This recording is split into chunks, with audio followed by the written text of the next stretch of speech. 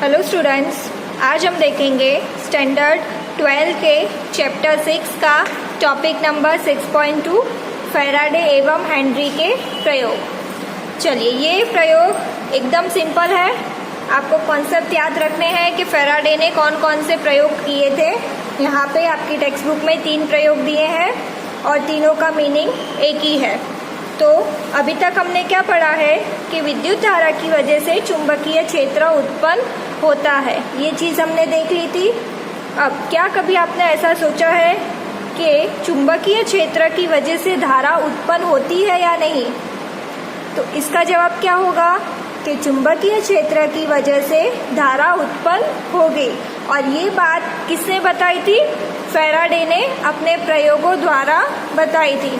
तो यहाँ पे आपकी टेक्स्ट बुक में जो 3 प्रयोग दिए हैं, तीनों प्रयोग यही साबित करेंगे कि चुंबकीय क्षेत्र द्वारा धारा उत्पन्न होती है।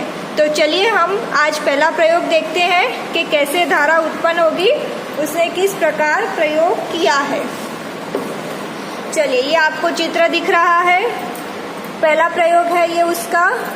ये हमने लोह चुंबकत्व का पदार्थ लिया है। अब लोह चुंबकत्व बोला मैंने, तो आपको उसके गुण पता होने चाहिए कि उसके गुण क्या है। वो सारी क्षेत्र रेखाओं को एक्सेप्ट करता है, ले लेता है, किसी को भी छोड़ता नहीं है, किसी को भी रिजेक्ट नहीं करता। तो ये जो पदार्थ है वो लोह चुंबकत्व का है और ये क्या करेगा, कोई भी क्षेत्र रेखा को जाने नहीं देगा। ठीक है, तो चलिए आपको ये याद रखना है कि ये पदार्थ है वो लोह चुंबकत्व का है। अब यहाँ पे मैंने ये स्विच खुली हुई बताई है, ऊपर की तरफ है, मतलब खुली हुई है। अगर इसको मैं बंद कर दूँ तो ये जो मेरा नेटवर्क है, ये सर्किट है, वो मेरी कंप्लीट हो जाएगी। तो जब मैं ये स्विच बंद करूँगी, जब खुली होगी तब तो धारा प्रवाहित नहीं होगी क्योंकि यहाँ से खुली है इसलिए। तो जब मैं ये स्विच को बंद करूँगी तो ये बैटरी से धारा प्रवाहित होगी और धारा प्रवाहित होगी, ये कॉपर वायर में कॉपर का तार है। जब इसमें धारा प्रवाहित होगी तो यहाँ पे क्या होंगे, क्षेत्र रेखाएं उत्पन्न होंगी। ठीक है, ये आप लोग देख सकते हो, यहाँ पे ये क्षेत्र रेखाएं उत्पन्न होगी। तो ये क्षेत्र रेखाएं, ये पदार्थ लोह चुंबकत्व का है, उसकी वजह से एक जगह से दूसरी जगह जाएगी। क्लियर है? ये क्षेत्र रेखाएं यहाँ से यहाँ पे जाएगी क्योंकि ये लोह चुंबकत्व का पदार्थ है, इसलिए। तो अगर क्षेत्र रेखाएं यहाँ पहुँचती है तो हमें ये गैल्वेनोमीटर में धारा दिखनी चाहिए। गैल्वेनोमीटर की जो सुई होती है वो लेफ्ट साइड या राइट साइड जानी चाहिए, तभी हमें पता चलेगा कि उसमें धारा है। तो जब ये क्षेत्र रेखा यहाँ से यहाँ जाती है तो गैल्वेनोमीटर की सुई बिल्कुल भी नहीं हिलती, वहीं की वहीं रहती है। तो फैराडे ने क्या सोचा कि अब वो ऐसा क्या करे जिसकी वजह से क्षेत्र रेखा की वजह से धारा उत्पन्न हो। तो उसने क्या किया, फिर ये जो स्विच है उसको बार बार चालू बंद किया, बार बार उसके ऊपर टैप किया, मतलब चालू बंद किया। तो उसने क्या पाया कि बार बार ये स्विच को चालू बंद करने से ये जो क्षेत्र रेखाएं हैं वो उत्पन्न होती है, नष्ट होती है। जब बंद करेंगे तो उत्पन्न होगी, खोल देंगे तब नष्ट हो जाएगी। तो बार बार ये क्षेत्र रेखाएं उत्पन्न होगी और नष्ट होगी।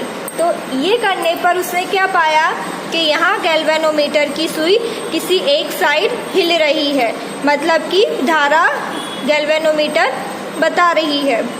तो उसने क्या किया, यहाँ पे जब बार बार स्विच चालू बंद करी तो क्षेत्र रेखाएं उत्पन्न होती, नष्ट होती और इसकी वजह से यहाँ पे गैल्वेनोमीटर में हमें धारा बता रही थी।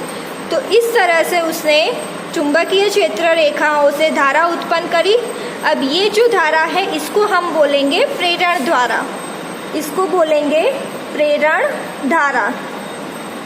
प्रेरण धारा का मतलब क्या होता है कि किसी वजह से उत्पन्न हुई या किसी वजह से उत्पन्न करी गई धारा। यहाँ पे कैसे धारा उत्पन्न करी है, स्विच को बार बार चालू बंद करके धारा उत्पन्न हुई है, इसकी वजह से धारा उत्पन्न हुई है, इसलिए इसको बोलेंगे हम प्रेरण धारा।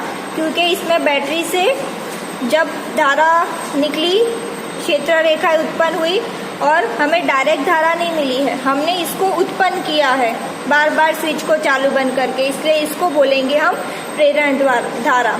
तो इस प्रयोग से फैराडे ने क्या साबित किया कि चुंबकीय क्षेत्र रेखाओं से प्रेरण धारा उत्पन्न होती है। चलिए अब नेक्स्ट वीडियो में हम इसके बाकी के प्रयोग देखेंगे।